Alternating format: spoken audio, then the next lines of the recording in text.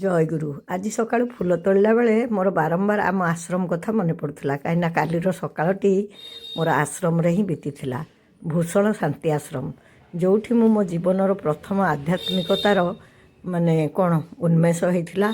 से आश्रम को आम सपरिवार काली 24 घंटा ही जाइलु कहीं अधिक समय संभव नुहे किंतु से 24 घंटार अनुभूति मत दरकार पड़े 24 वर्ष भी भावमय करके रखिब से जगह ही सेमिति मोर शैशव मो बापा माँ सांगे बहुत समय से जाकि कटई आ प्रत्येक समय मुझे जीवाई रही बहुत इच्छा प्रकाश करे किंतु सब इच्छा तो पूरण हुए ना सब ठाकुर इच्छा पौष पूर्णमी ठाकुर राजाधिराज बेश होते आम से जाइलु आई मोर वक्तव्य मु भाविली आपण मान को टिके कहबी। समुद्र कूल को जाती समुद्र बाली को छुअती कि समुद्र गभीरता के मापी पारती ना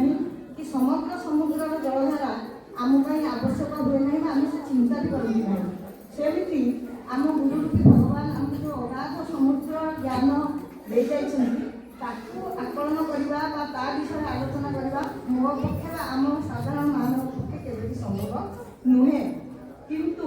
सीधे साधा नही से समुद्र पाखे बसिकी से समुद्र बाली गोटे को जब आम विश्लेषण करमती आम ठाकुर गोटे जब आम विश्लेषण कर जोटा आम भाविका ग्रहण करवा मुझे सब कहे जिते बड़ बंधक भी होता है जदि से गोटे छोट पारद पकड़ दि जाए गोटे छोट रंध्र से रंध्र धीरे धीरे धीरे धीरे समग्र बंधक बुझाई देवार सामर्थ्य रखिपारे ठीक सेमती माँ बापा को चा दे दबु हमर एते जंगल हम कोन करबा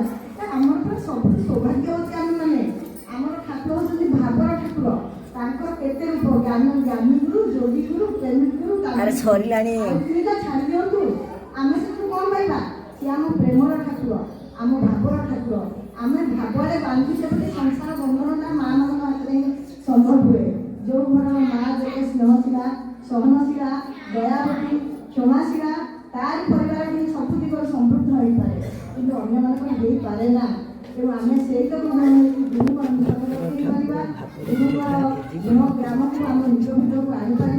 आ गोटे गुण जब गुरु आम शिक्षा करवा से धीरे धीरे आम समग्र ज्ञान करके आम जीवन को गुरुमय करदेव आ गुरुतर कृपा बचिले आम वर्षा हो जिते वर्षा होबे कि आप देखते कौटी कम वर्षा हो बेसी वर्षा हो